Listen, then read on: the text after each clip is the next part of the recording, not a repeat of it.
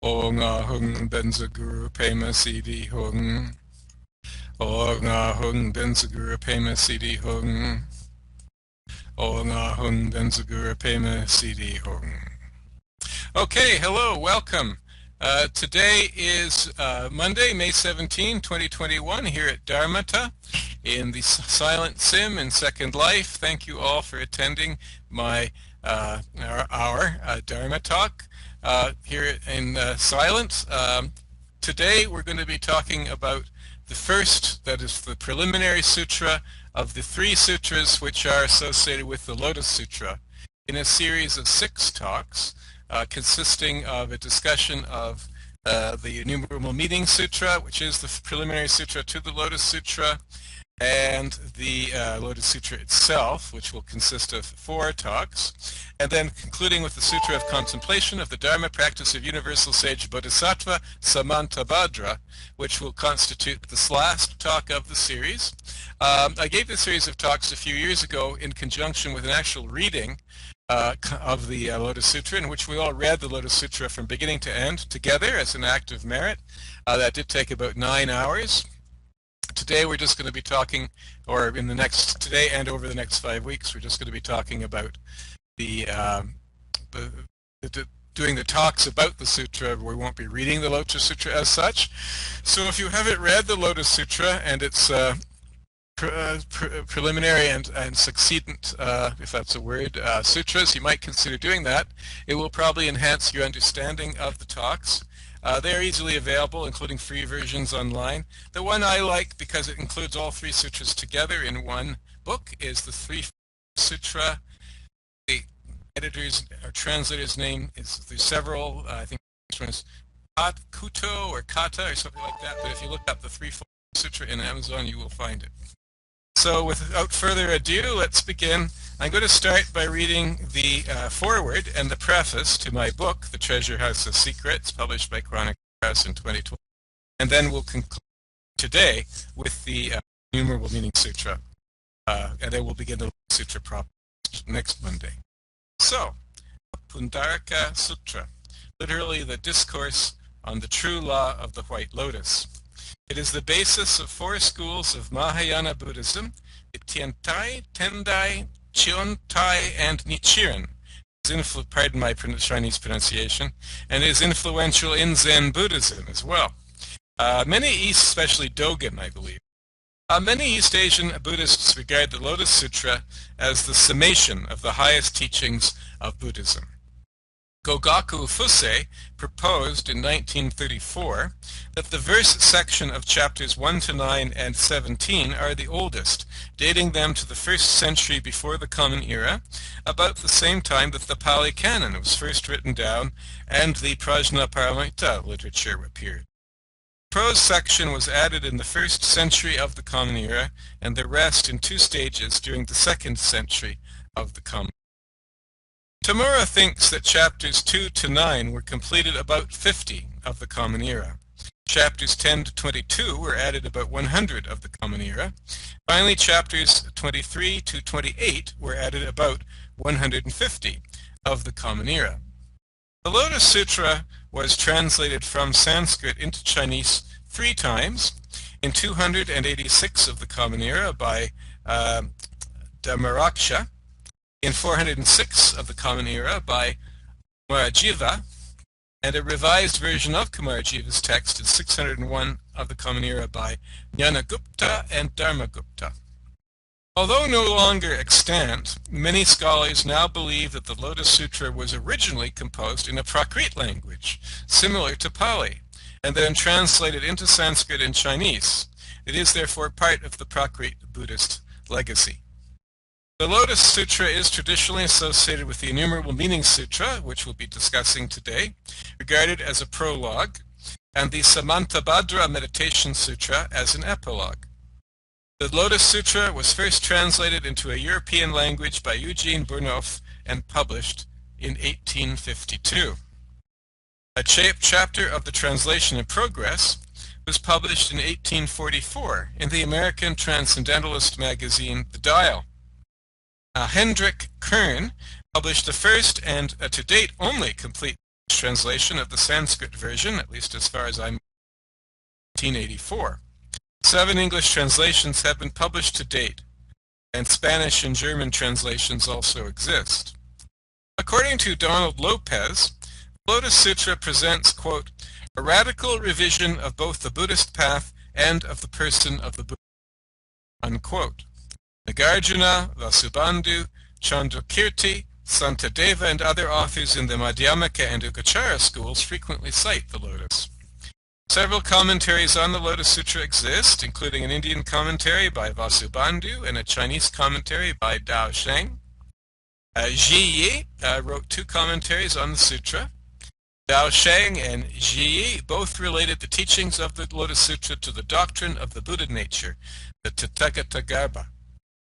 Dogen also refers frequently to the Lotus Sutra and spent his last days reciting and writing from the Lotus Sutra in his hermitage, which he named Lotus Sutra Hermitage. Hakuin Ekaku, the Rinzai Zen master, is said to have been enlightened while reading the 3rd chapter of the sutra. I originally presented this commentary on the Lotus Sutra to the members of the Riverview Buddhist Center, which was located in Yarmouth, Second Life, the Yarmouth Sim, as a series of 4 one-hour talks in the summer of 2017. So I'm going to read the preface to the Lotus Sutra proper, and then I'll, just to sort of orient you, even though we're not going to be talking about the Lotus Sutra itself today, and then we'll conclude with my discussion of the Innumerable Meaning Sutra.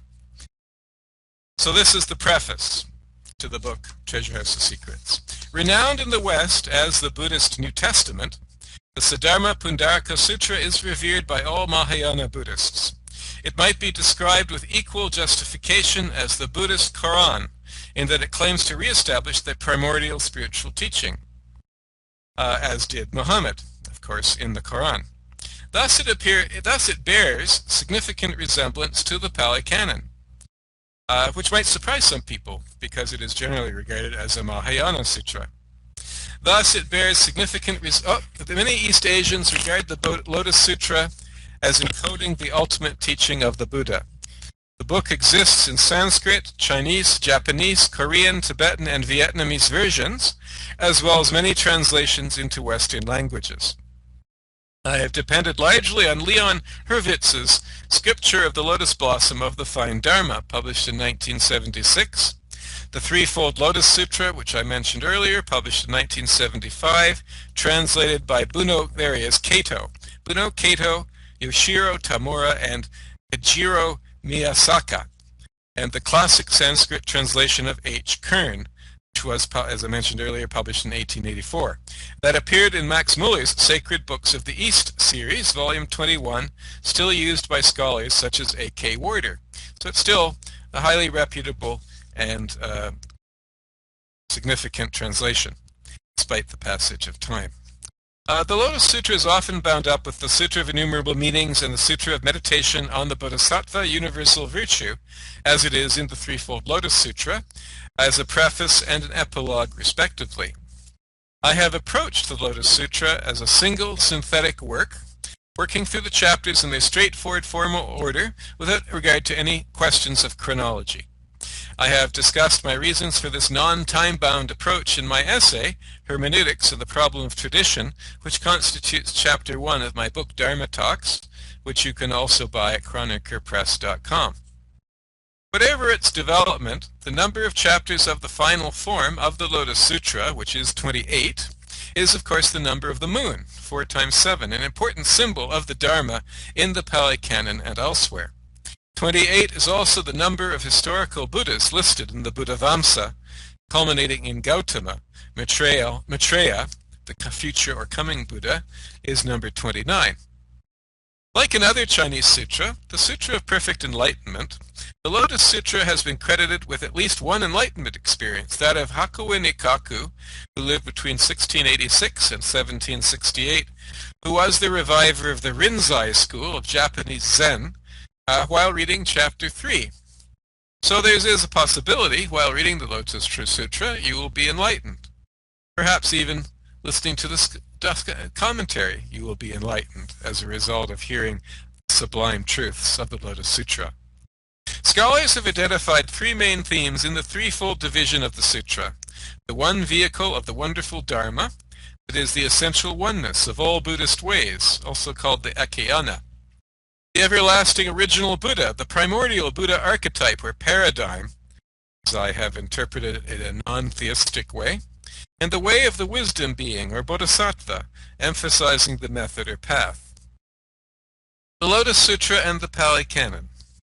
There is growing acceptance of the view that the original language of the earliest sections of the Lotus Sutra was not Sanskrit, but a Prakrit language, like Pali. Kern finds numerous vestiges of Magadhi and Pali in his translation of the Sanskrit version of the Lotus Sutra. Although clearly a Mahayana text, the Lotus Sutra is filled with references to the Pali Canon. As we know from my talk on the early Buddhist schools, which some of you may have attended, it is included in this redux of my 40 favorite talks from the last 10 years that we're doing here at Dharmata. The Mahayana grew out of the early Mahayana schools rather than as a reaction against them, as is widely but wrongly believed. The Lotus Sutra includes many references which will be familiar to readers of the Pali Canon, including places, Mount Gridrakutta,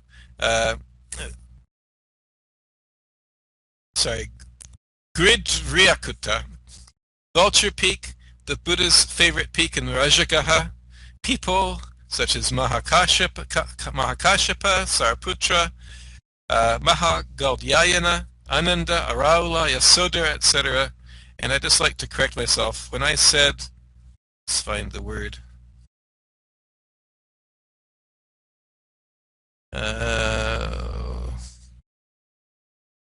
Oh, never mind. It was close enough. I can't find it now.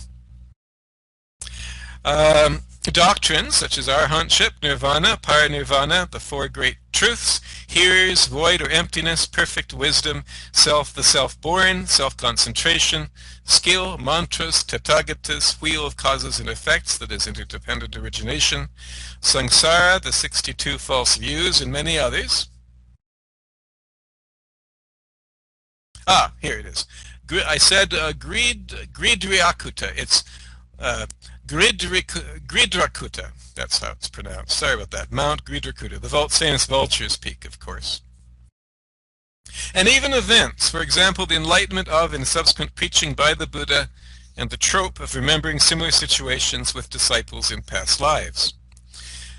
But the Lotus Sutra represents a radical revisioning of the meaning and significance of the Buddhist project as it introduces a new understanding of the goal of attainment and the character of the path itself.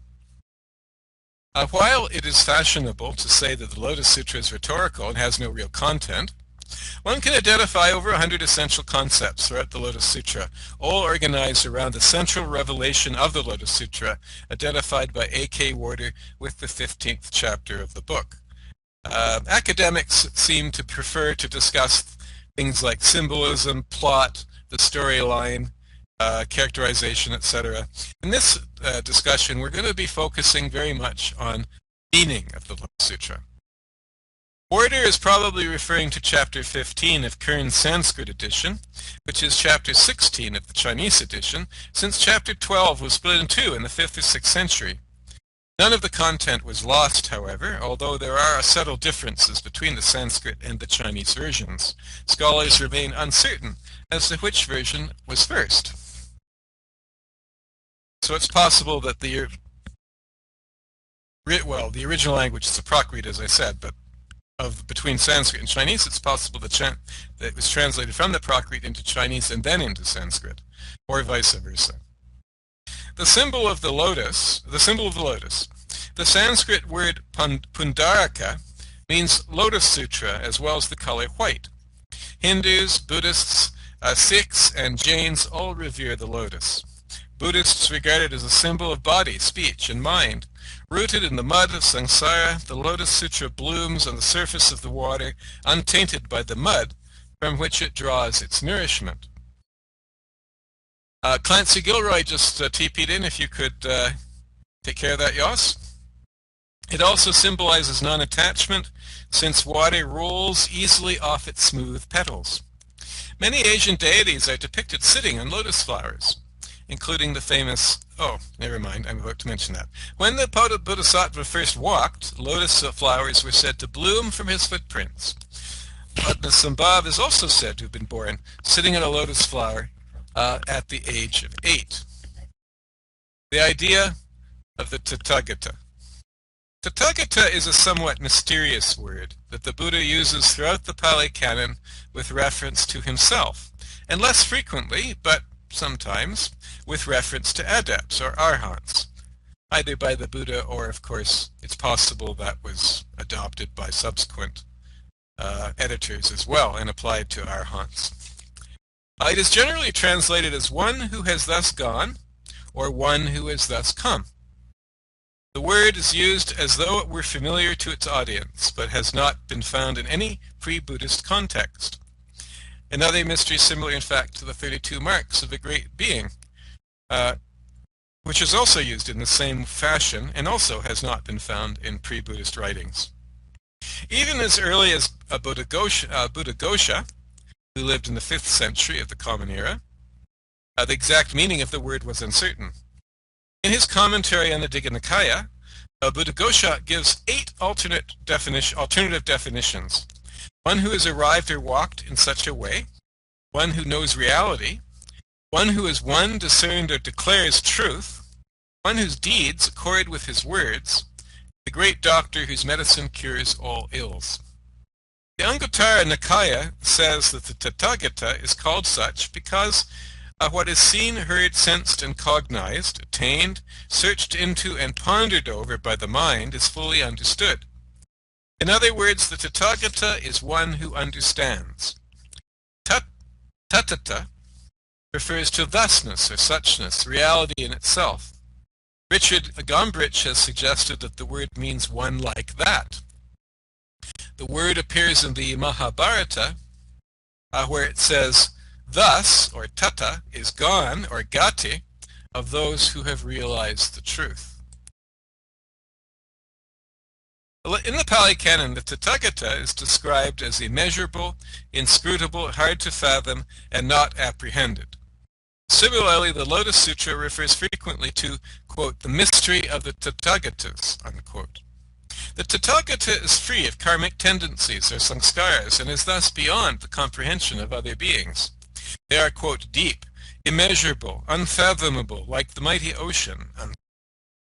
Although this is sometimes taken to imply that the Tathagata has no post-mortem existence, this is strictly speaking not necessarily implied, since it does not follow that because something cannot be seen, that it does not exist. The Buddha explicitly rejects nihilism, and his use of the tetralemma is far more profound than simple negation. Edward Kuntz says that in the Mahayana view, the Tathagata refers to the true inherent selfhood of the human being. However, we must remember that this selfhood, quote-unquote, is not the inherently self-existing atomic noun self of the Upanishads, but a continuous but essentially transient consecution of sentience. It is the process philosophy of Whitehead, or the I seem to be a verb of R. Buckminster Fuller. The Lotus Sutra appears to have originated in Kashmir during the 4th Buddhist Council of the Sarvastivadin school, and in the Pali tradition, the Pali Canon was written down during the 4th Buddhist Council in the 1st century before the Common Era. The Sarvastivadin 4th Buddhist Council is believed to have been held during the reign of the Kusana Emperor Kanishka, who reigned between 78 and 102, reigned or lived, I'm not sure which, between 78 and 102 of the Common Era, confirming Tamura's chronology of the Lotus Sutra, presuming that is his reign.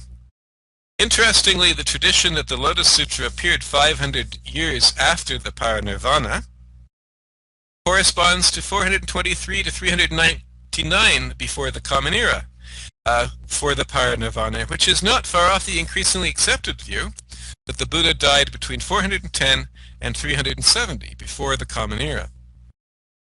Although the Theravadins do not accept the authority of this council, the Sarvastivada was an influential Hinayana school that split off from the Sthavirada in the 3rd century before the Common Era, during the reign of King Ashoka, the same school from which the Theravada claims descent. The order notes that the Sarvastivada was the least conservative Hinayana school, and modern scholars believe that the Lotus Sutra was originally written in a Prakrit similar to Pali, and then translated into Sanskrit like the Sarvastivada canon. Although I believe I think that is the mainstream view, but I think there is a question, as I mentioned earlier, about whether it was translated to Chinese first. It is ironic that the Lotus Sutra, arguably the most influential and important Mahayana sutra, seems to have originated as the work of a Hinayana school. And that completes the introduction. We're going to go on to discuss the Sutra of Innumerable Meanings, which I'll just put in the chat.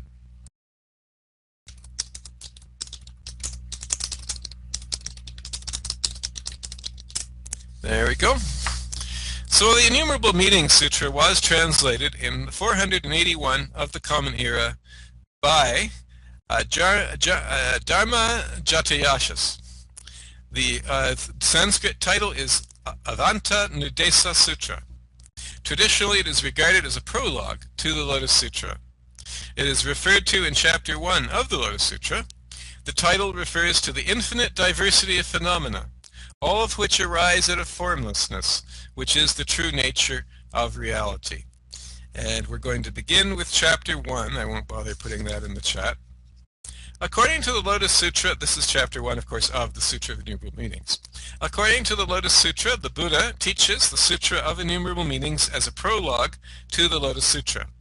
The Lotus says that the Bodhisattvas watch over and are instructed by the Sutra. Buddha enters into a meditation called the Station of Innumerable Meanings, quote unquote, characterized by immobility, a familiar yogic state. The Sutra of Innumerable Meanings is divided into 3 chapters on the virtues, preaching, and the 10 merits, which are virtuous conduct, dharma preaching, and the 10 blessings in Jean Reeves' translation. The Sutra of Innumerable Meanings begins with the Buddha on Vulture Peak, accompanied by an assembly of 12,000 monastics, 80,000 bodhisattvas, all of whom have obtained the Dharma body, that is arhatship and nirvana, who know all the Dharma ways and understand the secret of the nature of reality, and a large number of human and non-human beings, including male and female Buddhist monastics and householders, kings, princes, and people in all stations of life. Desire being dampened, the gateway to nirvana is opened by mindfulness of the breathing, the Tathagata's dwelling, the cooling of the passions. The realization of interdependent origination and emptiness ameliorate suffering. The Bodhisattva, called Great Adornment, approaches the Buddha, worships him, and praises him in verse for his trans-dual illumination and dispassion, detached even from thinking, and thus, having attained that which is beyond thinking, marked with all the signs of greatness. He declares that all living beings are spiritual. The Buddha reveals himself to the assembly as a trans-dual body of light that is at the same time not a body, with symbolic features, the marks of a superior being that are not features of a physical body. These are, of course, the 32 marks of a superior being. Next, Chapter 2. Great Adornment then asks the Buddha about the Dharma of the Tathagata. The Buddha reveals that soon he will enter parinirvana and that he will answer any questions. Everyone in the assembly asks the Buddha which doctrine facilitates the quick attainment of perfect enlightenment. The Buddha declares that the doctrine of innumerable meanings facilitates the quick attainment of perfect enlightenment. He declares this doctrine as follows, quote, all dharmas were originally, will be, and are in themselves void in nature and form. They are neither great nor small, neither appearing nor disappearing, neither fixed nor immovable, and neither advancing nor retreating, and they are non-dual. just emptiness. Unquote. The question that Great Adornment asks, and the Buddhist answer definitely confirms, that wisdom is the salvific principle. The question that a Great Adornment asks, and the Buddha's answer definitely confirms, that wisdom is the salvific principle, everything else being skilled, means, upaya. Thus, by perfect understanding, one attains perfect enlightenment. The beginning and end of the path are paradoxically the same. Moreover, not all doctrines are equal. Some doctrines are truer and more powerful and effective at facilitating the attainment of perfect enlightenment, which is, of course, the doctrine of the power of truth. According to the Innumerable Meanings Sutra and the Lotus Sutra, the doctrine just articulated is therefore the supreme and essential Buddhist teaching, consisting of the realization that every phenomenon and every moment is essentially empty in nature and form and non-dual or trans-dual, comprehending all contradictions within themselves and therefore inherently binary and non-binary, dual and trans-dual at the same time. Now it just so happens that this profoundly esoteric doctrine has become the central discovery of quantum physics, almost 2,400 years after the Buddha's enlightenment. The Buddha goes on to instruct Great Adornment that because of discrimination and self-seeking, suffering arises and human beings experience endless transmigration through the cycles of existence. Buddha advises bodhisattvas to cultivate compassion for all living beings and to observe the arising, or upada, development, or titi, and the cessation, or bhanga, all changing phenomena, realizing that some phenomena produce good results and other phenomena produce bad results because of their nature, leading to pleasure and displeasure, happiness and suffering. The bodhisattva should next observe that this fourfold process characterizes every moment and instant. Nothing is essential. Everything arises out of emptiness, cycles within cycles, processes within processes, with no matter, no essential substance at all. All is essential emptiness. The innumerable meanings originate from one law. This one law is, namely, formlessness. Being formless, it is called the real aspect of things. This theory of momentariness, or kanika vado, or universal flux, produces a paradox, because every moment, being infinitesimal, must exist and not exist simultaneously. To be extended in space or time is to be substantive and thus illusory and transient. This paradox re-emerged in the 20th century in the split-screen experiment of quantum physics, like Schrödinger's cat, which is both alive and dead at the same time. So before it goes through the double split, the photon is neither a wave nor a particle. This tells us very clearly that the universe is not material in any ordinary sense. Through this realization, living beings are disabused of their illusory desire for things, which is impossible, since everything is in flux. No desire can be satisfied, and attain the central point of realizing their true nature. Bodhisattvas aid suffering beings, which in turn results in happiness and perfect enlightenment for themselves and others. Great Adornment is perplexed, complains that the Buddha's doctrine is incomprehensible, though he does not doubt it, and yet he seems to be uncertain at the same time, and asks him to explain the relationship between all of the previous doctrines taught by the Buddha and this singular new doctrine that he now says alone leads to perfect enlightenment. He declares that this is the highest Dharma, which leads to the realization of the 10th stage of the Bodhisattva path. On that note, I'm just going to have a bit of water.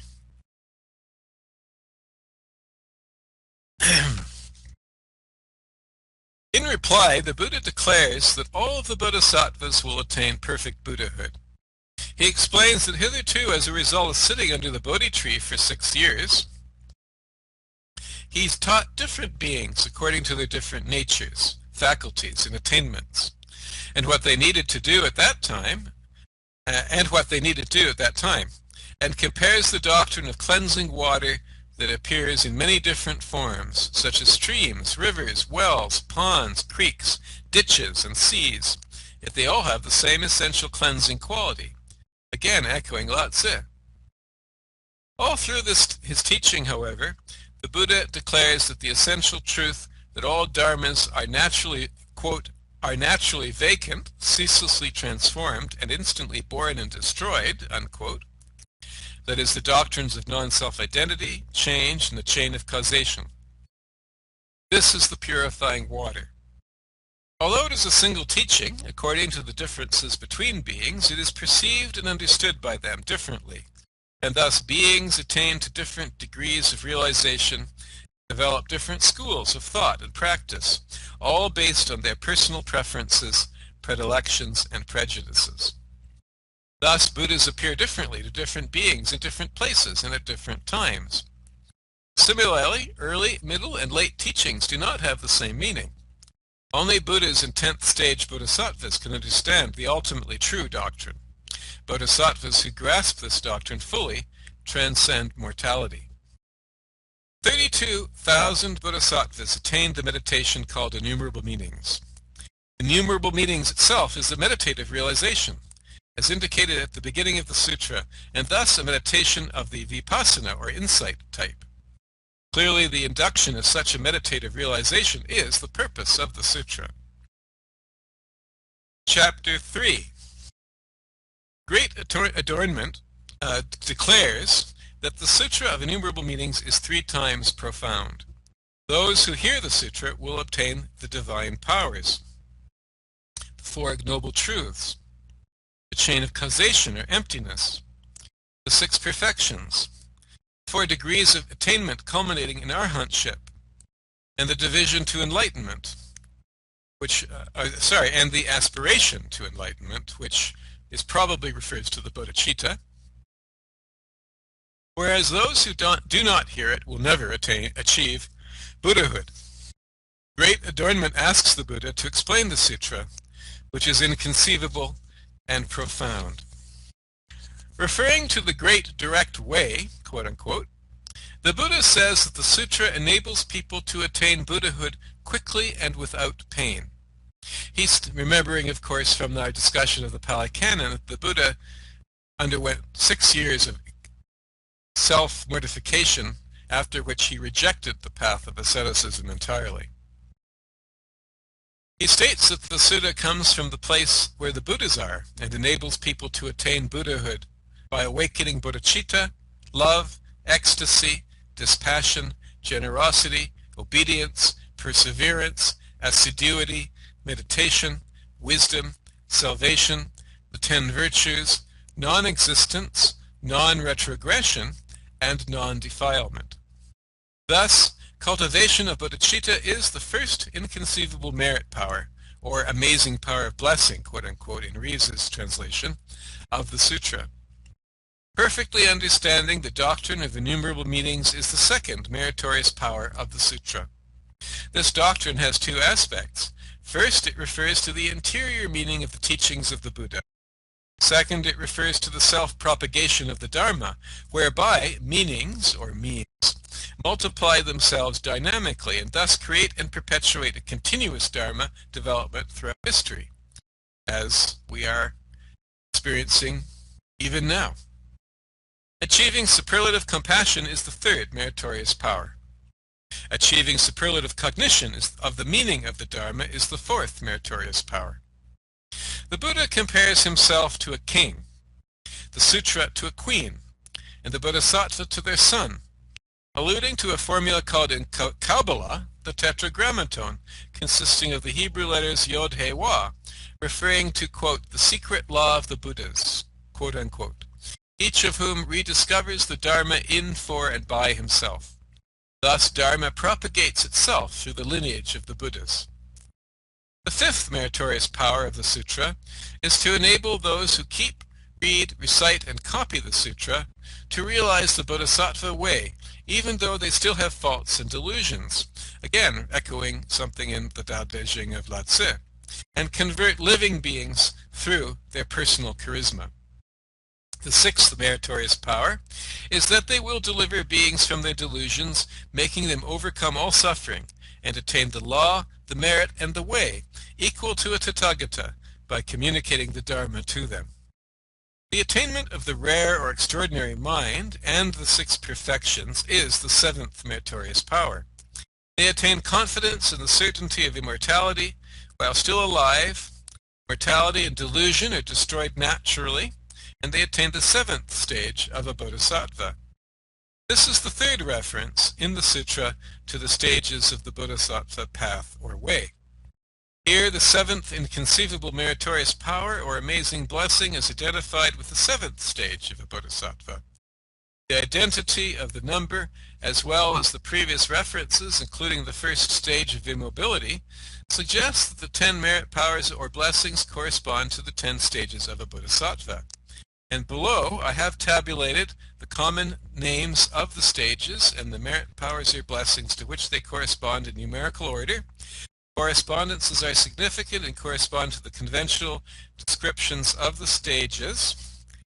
And I would like to share this with you in the chat, but I can't do it from the book. So I'm going to have to go very quickly to the website, and I'll pick it up. From there, if you can just hold on for a moment, I will do that, and I apologize to Mr. Inglewood, but maybe you can edit out this bit while I do that, but it shouldn't take me more than a minute.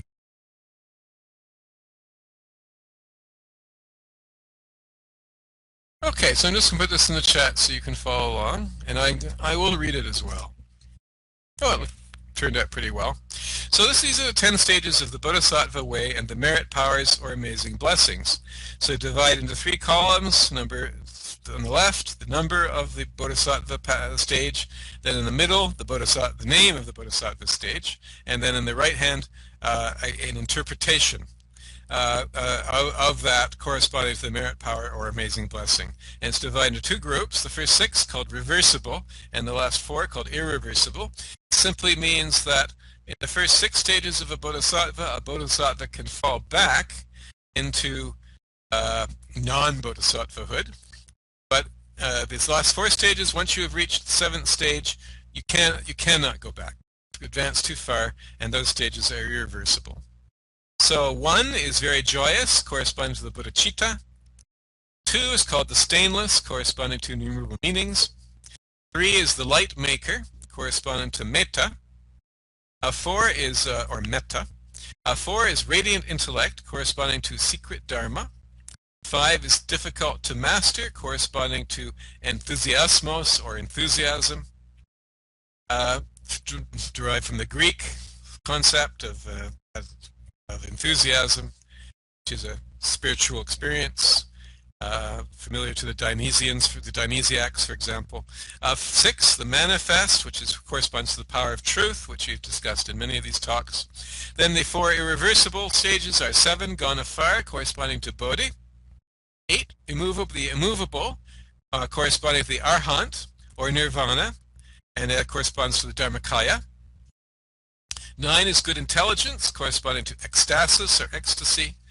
And 10, the highest stage, the cloud of dharma, corresponding to dharani, and that would constitute a Buddha. The 8th meritorious power is the power of devotion to the sutra as in the body of the Buddha, the dharmakaya. The 9th meritorious power is the joyful leap into the unknown, or rebirth. 10th meritorious power corresponds to the 10th stage of the Bodhisattva way, called the Dharma cloud, characterized by the bodily realization of the divine power. The 10 stages are further divided into irreversible and irreversible modes. The Bodhisattva can fall back from the first 6 stages into a lower degree of spiritual cultivation. However, once one reaches the 7th degree, the ultimate attainment of Buddhahood is certain. In addition, the attainment of the 8th stage Bodhisattva is technically equivalent to the attainment of arhatship and nirvana, except that the Bodhisattva is reborn. That is an essential difference, of course. Great Adornment vows on behalf of himself and the assembly that they will propagate the Dharma, and that by their power of truth, the Dharma will be propagated throughout infinite worlds. This alludes, of course, to the doctrine of the transfer of merit. In conclusion, one can see that the Innumerable Meaning Sutra is less a reaction against the Pali Suttas then a deeper exegesis of the Pali recension, including references to the same essential doctrines, including the Dharma body, the precepts, concentration or meditation, the salvific power of wisdom, liberation, insight into liberation, the dust of desire, nirvana, the 12-fold chain of causation or interdependent origination, suffering, the non-dual, although Bhikkhu Bodhi denies that the concept of the non-dual is found in the Pali Canon. I disagree with that. The body, the 32 characteristics, and the 80 features of a great man. That's the 32 major features, and then the rest minor. The mental body, mantras, dharanis, emptiness, tranquility, samsara, the 6 classes of transmigration, metta, the 3 characteristics, the 4 modes, the theory of momentariness, dharma nature, the 4 fruits, the 3 paths, 84,000 teachings, skilled means, indifference, the continuity of the Buddha Vachana, power of truth, 4 noble truths, 6 perfections, the Tathagata, the Tathagata's dwelling, Parinirvana, and more. And thus ends, just in time, my voice is wearing out. Thus, I've been talking for 6 hours today. Thus ends the Innumerable Meaning Sutra. So that concludes my commentary on the Innumerable Meaning Sutra, which, as I said, is the prelude to Lotus Sutra, which we'll be discussing over the next 4 weeks, where we conclude with the dedication of merit, whereby we dedicate the merit of this talk to all beings. Does anyone have any questions, comments, or discussion? And I'll just remind you, if you are interested, you can buy this book. It's available at www.chronicapress.com, paperback and cloth. Any comments, questions, or discussion before we conclude with the dedication of merit? I would like to comment, if possible, in voice. Go ahead. I've been reading this Innumerable Meaning Sutra as you suggested, and I pasted the link from what I read in chat, so you guys can look at it if you like. And you asked to share how we appreciated it, and I would really like to do that. And I would like to say a few things which I really appreciated in it. It is a hard thing to understand, this non-dualism, but what made it easy somehow to understand was the notion of self, of which was spoken, and in the text there were links to the explanations, and then the notions of self which were rejected were spelled out, and they all reflected as a self which was opposed to something else, which was interesting because that only left a non-dual self. That was interesting, I thought. The next thing which helped me in the Innumerable Meaning Sutra was the note to the word being on the way. If one is on the way, one needs to realize all things, all forms we see as being inside ourselves. I found that a very expressive point of view towards the non-dualism. And then I really liked this sentence, which I will paste in chat so you can read it with me. And I want to say that the word dharma also means thing. So the immeasurable meanings are born from one dharma, from one thing. So it's always one. This one dharma is no appearance, which is not apart from appearance. The truth that appearance and no appearance are not apart from each other is called true reality. There again is that non-dualism to which we can strive by realizing that all we see is in fact inside our consciousness. That's what I wanted to say as appreciation for reading this sutra.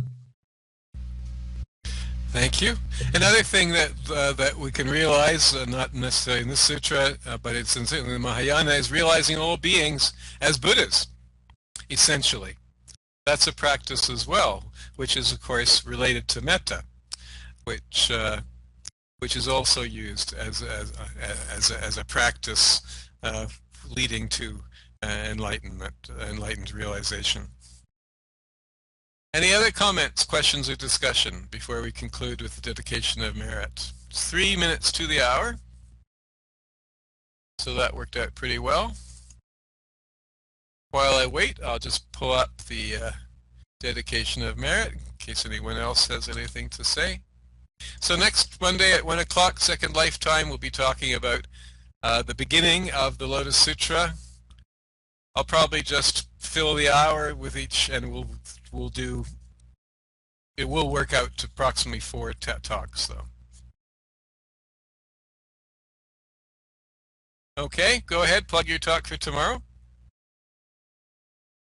Okay, beautiful, worked out perfectly. 1 minute to the hour.